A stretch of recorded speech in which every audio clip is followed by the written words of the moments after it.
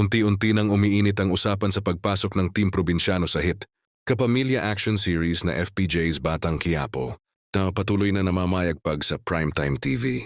Maraming tagahanga ang na-excite matapos kumalat ang balitang may ilang character mula sa FPJ's, ang probinsyano na posibleng muling mapanood sa bagong yugto ng serye. Ayon sa mga insider, ang pagpasok ng Team Probinsyano ay bahagi ng mas pinalawak na kwento ng Batang Quiapo, kung saan mas lalong titindi ang aksyon, drama, at banggaan ng mga makapangyarihang grupo. Inaasahang magdadala ito ng mas mabigat na tensyon sa mundo ni Tanggol at ng kanyang mga kaaway.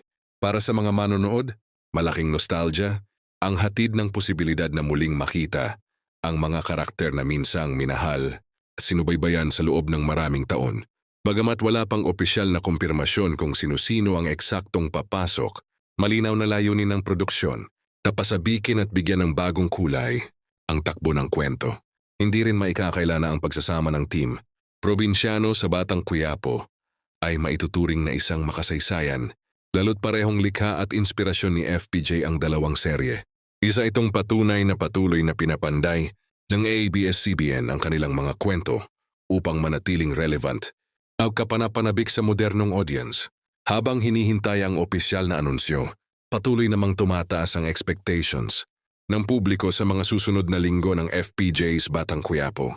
Sa pagdating ng Team Probinsyano, asahang mas lalong titibay ang labanan, mas lalalim ang mga karakter, mas magiging intense ang bawat eksena na aabangan gabi-gabi.